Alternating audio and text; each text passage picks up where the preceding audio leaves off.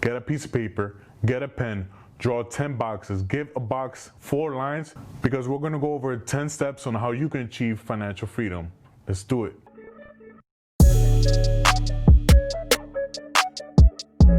Welcome to my channel. My name is Jelfie Torres, and today we're going to be going over 10 steps on how you can achieve financial freedom. And if you enjoyed the video, make sure you leave a like and subscribe. Hit the bell for notifications. That way you get notified every Monday, Wednesday, and Friday when I will be dropping more financial content. When you're looking to gain equity or ownership of something, typically it has to do with real estate, stocks, or a business, and these things gain value over time. So every single time you get a dollar bill, I would suggest that you use that dollar bill to gain ownership or equity in something, because each dollar bill that we get is decreasing in value, and it's because of inflation, and it's also because of these stimulus checks where we're just printing more and more money into the system. So when we have a higher supply of these currency dollars that we're printing, that makes each dollar worth less.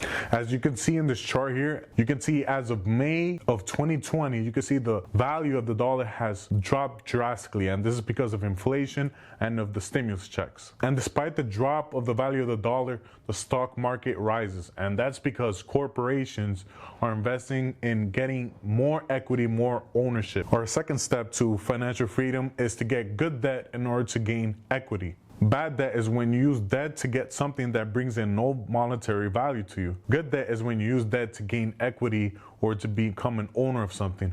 When you gain equity or ownership, that's when you start to have control in life, not money having control over you. The real magic happens here when you get a great credit score and you get to take out a loan that's between 2 to 3%, matching inflation or less than inflation. The debt that you have taken out decreases in value or remains in the same value, while the investment that you have made increases in value, whether it's real estate, stocks, or business.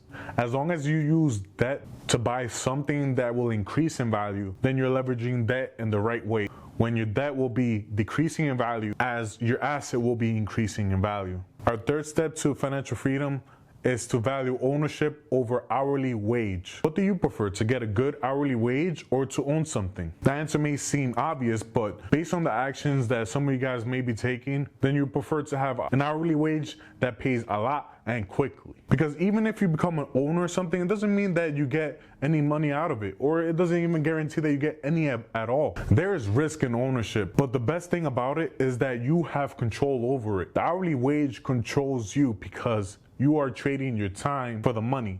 But when you own something, you have absolute control. So let's say you get real estate and you're not able to find a tenant. What can you do with it? You can renovate it, you can fix it up, and you can refinance and get a lower interest rate on your debt. Then you'll be able to leverage that debt to gain another asset, which could be more real estate. See, when you have control, there are various ways in which you can monetize your asset. When you're working a job, you don't have so many ways you can monetize. You have to follow the instructions of your manager and trade your time for that money. And who knows, by the end of the year, after expenses, after taxes, how much money you will actually have left. So you tell me what's more risky, giving up your time for paper or giving up paper for ownership in something. Our fourth step to financial freedom is to have a growth mindset. Instead of imposing a limitation on yourself, which tends to happen when you have a job, you're like, hey, I don't have enough time to do this or this.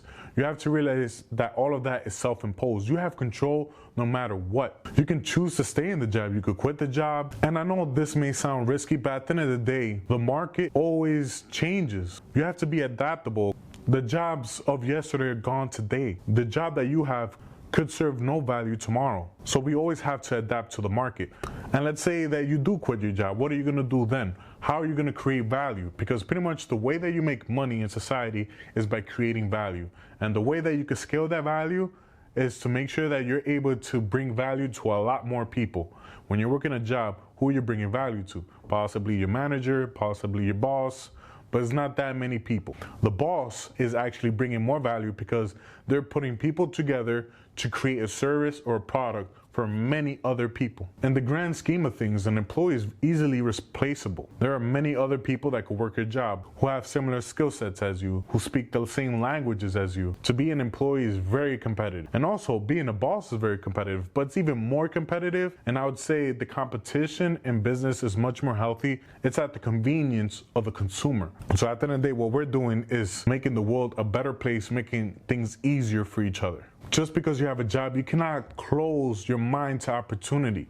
Opportunity happens every single day, and you wouldn't even be aware of it because you're not considering it. You're like, I do not have time for that. I have to dedicate myself to my job to make sure that I get this money. This is an attachment to money. And I understand that we all have responsibilities, but at the end of the day, we have to find a way out. We have to find a way to be free. All right, our fifth step to financial freedom is to understand what is intrinsic value. Intrinsic value is essentially the value something holds on its own. All right, so let's go back to real estate. What is the intrinsic value that real estate has?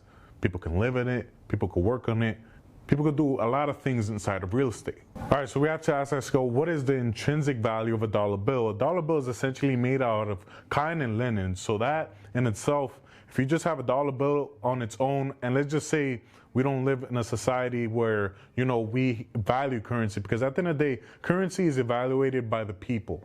We all have to pretend in society, hey, this piece of paper has value, and we can use it to exchange goods or services. When we are striving for financial freedom, we have to make sure that we're looking for things that have value on its own. Our sixth step to financial freedom is to understand what is entertainment. Entertainment from its Latin roots means to maintain and to hold in place. When you're indulging yourself into entertainment, try not to get too deep into it, because at the end of the day, the whole point of entertainment is to make you stay in place, make you keep watching, make you keep consuming. And that's not for you. That's at the benefit of the person that's producing the entertainment for you. Think about it. When you're watching entertainment, what are you doing for yourself? What are you doing for your future, for your dreams, for your goals? And I don't want to say that you cannot consume any type of entertainment, but you cannot spend your whole day just doing that. All right, so our seventh step to financial freedom is to know what it means to be free for you. Does that mean that you get to travel? Does that mean that you just sit home all day? Does that mean that you get to participate in certain activities? You have to measure that and be able to create a path and a schedule. Put a time frame for when you would like to be free, because at the end of the day, if we do not put deadlines on ourselves, then when is it going to get done? Our eighth step to financial freedom is to know how much do you really need. Whether you're interested in living off dividends, stocks, real estate, or business, you have to see how much of either asset that you need in order to be able to live off of it. You need to calculate how much you need to earn on a month-to-month basis. That way you'll be able to measure how much you need to earn in order to sustain the lifestyle that you would like to have in the future. All right, the ninth tip to financial freedom will be to learn how to manage your finances. You cannot do it all on your own. I would suggest that once you have grown enough equity and ownership, that you have people manage it for you, whether it's a property manager, whether it's a portfolio manager. You cannot do it all on your own. In order to be financially free, we have to be able to have other people work for us. In order to be able to guide those people, you have to be able to manage them and give them the vision that you have for that portfolio, for that asset. All right, so our 10th step to financial freedom will be to understand what is a liability. Essentially, a liability is something that adds no monetary value to you. So an example could be video games, it could be clothing, it could be any other product that you just have it lying around in your home and you know for sure that you can't sell it for more than what you bought it for. Now, a liability is essentially the opposite of an asset, which is something that adds value. So again, to the top three things that I love talking about, which is real estate, stocks, and business. When you have something, you have to ask, is this adding value? Is this adding equity? And if not, stop it. Just stop it. We have to grow as people and ensure that everything around us grows in value. That is true wealth. Wealth is having everything around you grow in value. The people, the things that you have, the mindset of the people that you surround yourself with. If you found the information on this video helpful, make sure to leave a comment. Let me know what you think and click on this box over here to tune in for more content. I'll catch you guys on the next one. See you.